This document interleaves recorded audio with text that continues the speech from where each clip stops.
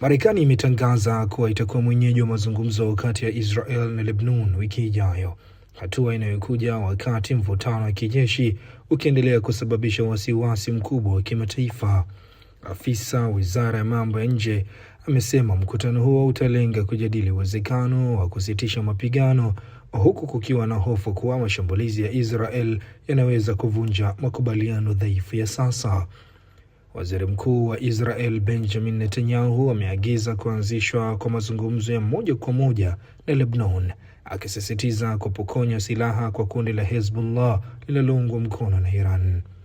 Hata hivyo, serikali ya Lebanon imesema haitashiriki mazungumzo yoyote kabla ya kufikiwa kwa makubaliano ya kusitisha mapigano, huku mapigano na mashambulizi yakiendelea kusababisha vifo na majeruhi wengi. Wakati huo huo, Islamabad inajiandaa kuwa mwenyeji wa mazungumzo muhimu kati ya Marekani na Iran, yakilenga kupunguza mvutano na kuokoa makubaliano ya muda ya kusitisha mapigano yaliyo hatarini kuvunjika.